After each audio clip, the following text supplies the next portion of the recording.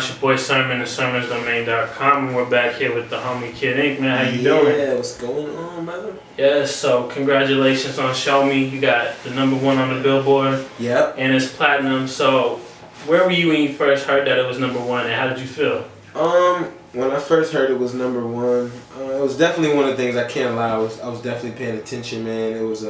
It's something new for me to watch, like, a record be out for such a long time. And it's funny, I was just talking to Macklemore about it. It's like when you see, it's brand new to see a record, you know, when you come up from the mixtape game, you get to put a record out, it probably lasts about 3 weeks, you know what I'm saying, to where you get your hype for 3 weeks, and then you get your core fans who are going to bang it for a couple months, but then it's not really as much hype, you know, it doesn't rise from there, to where, like, with this single, it's hit more of a peak than it has when it, you know what I'm saying, the first 10 weeks, that on the 20th week, it rose higher than it's ever been, to where, you know, 20 weeks and it's still peaking. It's kind of like, how's that happening? It's something brand new for me. So, you know, I was watching the Billboard charts trying to see if I could understand it, and, you know, was watching it go higher and higher and higher. And then once it was like up in that #3, #2 range, I was like, man, you could really hit #1. And then, you know, I got the news early, of course, and, you know, it makes me hungry. It makes me want to go to the studio, man, and work and try to get another one. It's always about, like, oh man, we gotta have another one. I want to feel this again, you know.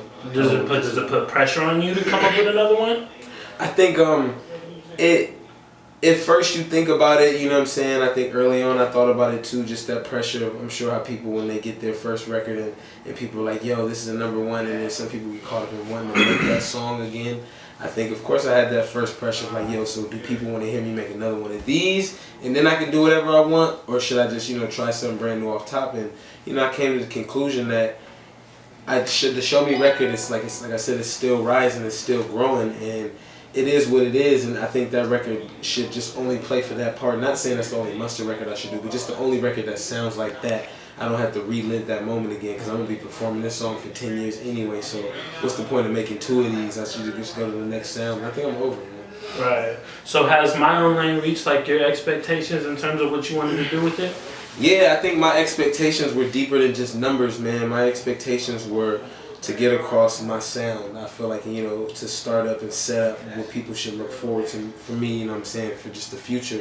I think, you know, me taking the My Own Lane theme and it being me telling people, you know, I have this tendency to, you know, pick different types of music for different times, man, and just try to make all kind of different music that doesn't just have one specific sound to it. So you don't only listen to Kid Ink when you want to chill with your girl. You don't only listen to Kid Ink when you want to, you know, get through your issues. And you don't only when you want to party. It's kind of like you get the whole, you know, day and a whole year in one CD. And I think, you know, what I really wanted to do was get that across, and I think people really appreciate the album as a whole and separate it from the single Show Me, and don't go, Show Me is his, you know, bigger than his album. It's kind of like 2 separate entities where they appreciate all the music on there, man. Okay, so I remember you said that you're going to get back to, like, producing at some point. So is that something that we'll see you toy with on your next album? Yeah, I think, man, it'll be a little bit more of you seeing, you know, co-produced by Kid Ink, or, you know, this person and Kid Ink, to where I've already been in the mix and hands-on with just telling producers, send me all the track outs, you know, sending ideas, get in the studio, let's move this around, let's do this. What if you add a sound like this? Which is, man, producing at the end of the day, more so than just making the beats. And I think that I'm going to get more into making the beats now and show people just that talent and how, you know, fun I could be really, you know, laying some drums and laying some sounds down.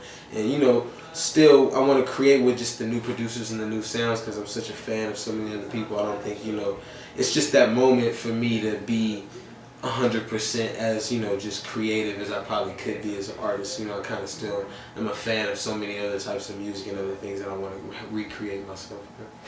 Okay, last question, random. So what was the most expensive date that you went on, and what did you do?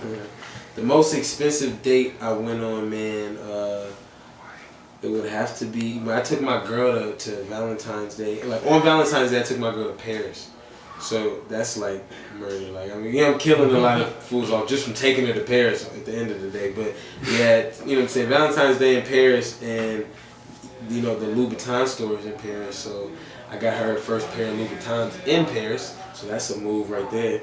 And then, of course, you know, it wasn't just one pair, obviously, because, you know, we on now, so, you know, she would get me again. But I spent a couple pairs on some Louboutins, you know what I'm saying, trying to just show out, make that moment just big, man. But it sucked because I had to that was like a couple years back to where the next couple years it was with pressure, like, you know, getting the #1 single type pressure. We're like, oh, how do we do this again? Yeah. Okay. It's your boy Sermon, the sermonsdomain.com. Yeah. Inc. I appreciate the interview. Thank you, man.